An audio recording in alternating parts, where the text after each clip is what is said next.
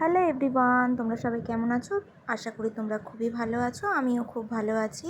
তো আজকের ওয়েদারটা খুবই ভালো। তো চলো আজকে লাঞ্চে কী বানাচ্ছি তোমাদের সাথে শেয়ার করি। আজকে বানাচ্ছি দই রুই। তো চলে এলাম একটা নতুন কুকিং ভিডিও নিয়ে। তো চলো দেখো তোমরা কীভাবে বানাই। তো প্রথমে রুই মাছগুলোকে ভালো করে আমি জলে ধুয়ে নিয়েছি।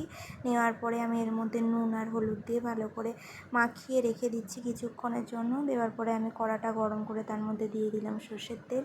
সর্ষের তেলটা গরম হওয়ার পরে আমি এক এক করে মাছগুলো এপিট ওপিট করে হালকা লাল করে ভেজে তুলে রাখবো। তোমরা এই রেসিপিটা অবশ্যই বাড়িতে ট্রাই করতে পারো, খুবই ভালো লাগে। দই কাতলা তো তোমরা বাড়িতে সবাই প্রায়শই খেয়েই থাকো, কিন্তু দই রুই কজন খেয়েছো আমাকে কমেন্ট করে জানিও। আমি এইভাবেই রুই মাছ বাড়িতে থাকলে বানিয়ে ফেলি, দই দিয়ে দই রুই। তো অবশ্যই তোমরা কমেন্ট করে জানিও কে কে তোমরা এই রেসিপিটা আগে খেয়েছো। তো চলো দেখতে থাকো আমার রান্নাটা। তো আমি মাছগুলো ভেজে নিচ্ছি। দেখো আমি হালকা লাল করে ভাজছি, বেশি ভাজার দরকার নেই। আমি হালকা লাল করে ভেজে নিচ্ছি।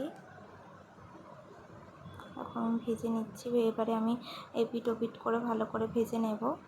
তো আমার চ্যানেলটা তোমরা প্লিজ সাবস্ক্রাইব করে দিও যদি তোমরা এরকম আরও অনেক ভিডিও দেখতে চাও। আমি এরকম প্রায় কুকিং ভিডিও তোমাদের সাথে শেয়ার করতে চাই। তো প্লিজ আমার চ্যানেলটাকে সাবস্ক্রাইব করো আর পাশে থাকা লাইক বাটনটা ক্লিক করে দিও।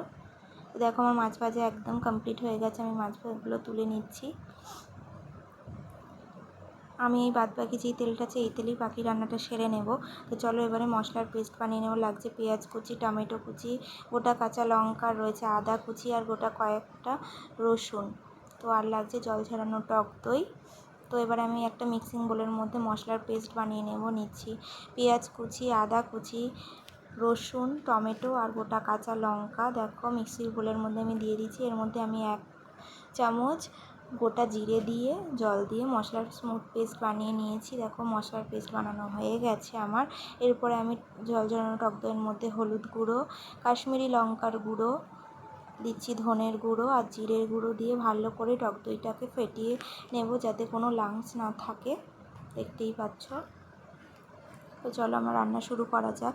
তো কড়ার মধ্যে আমি যে মশলাটা বেটে রেখেছিলাম সেটা দিয়ে দিলাম, দিয়ে তার মধ্যে লবণ দিয়ে ভালো করে কষাচ্ছি।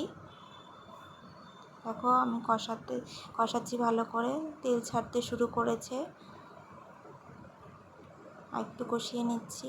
নেওয়ার পরে আমার দইয়ের সাথে মশলাটা যে ফেটিয়ে রেখেছিলাম সেটাও দিয়ে দিলাম। দেখো সেটা দিয়ে একটু কষিয়ে নিচ্ছি। মশলাটা দেওয়ার পরে দইটা দেওয়ার পরে মশলাটার কালারটা অন্যরকম হয়ে গেল, কালারটা পুরো চেঞ্জ হয়ে গেল। দারুণ লাগছে কালারটা, তোমরা দেখতেই পাচ্ছ। একটু জল দিয়ে আবার একটু কষিয়ে নেব।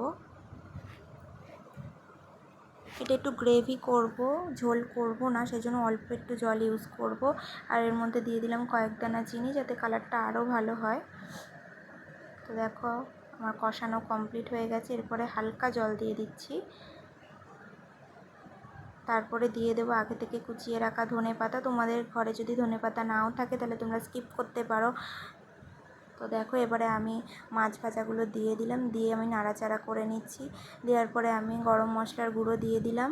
দেখো আমার দই রুই একদম রেডি হয়ে গেছে। তো এই রান্নাটা যদি তোমাদের ভালো লেগে থাকে তাহলে অবশ্যই আমায় কমেন্ট করে জানিও আর আমায় চ্যানেলটা সাবস্ক্রাইব করে দিও। Thank you.